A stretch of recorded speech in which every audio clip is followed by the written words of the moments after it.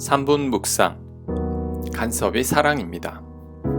어떤 교인분이 자신은 죄를 지어도 하나님께서 벌하지 않는 것 같다고 좋아하셨습니다. 또 다른 분은 정직하지 않은 방법으로 이득을 취한 후에 운이 좋았다고 말했습니다.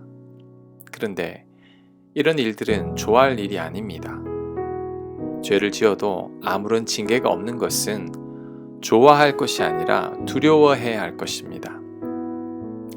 또한 이것이 하나님의 가장 큰 징계라고 할 수 있습니다.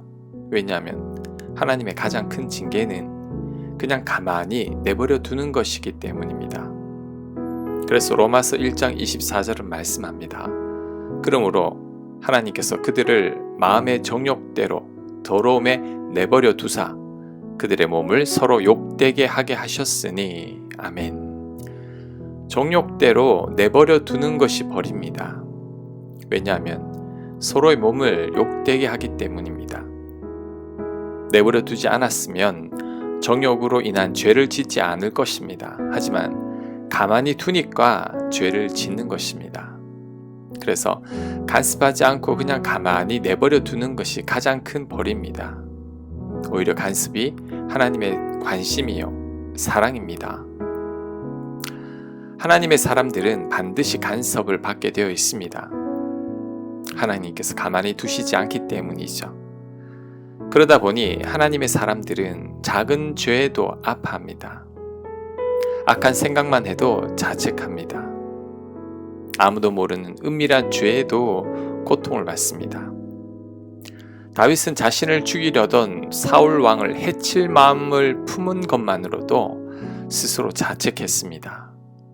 잎새 있는 바람에도 괴로워하는 거죠. 그만큼 하나님의 간섭과 임재가 있었기 때문입니다. 때로는 이런 간섭이 힘들게 느껴지지만 이런 간섭이 나를 향한 하나님의 사랑입니다. 간섭으로 인해 내가 남들보다 힘든 인생을 사는 것 같지만 그렇지 않습니다. 간섭은 내가 하나님의 사랑을 받고 있다는 증거입니다.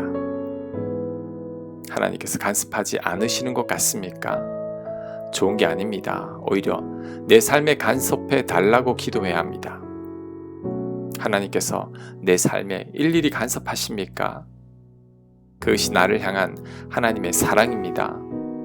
하나님께서 나를 책임지고 있다는 증거입니다. 그 간섭에 우리는 감사해야 합니다. 아멘.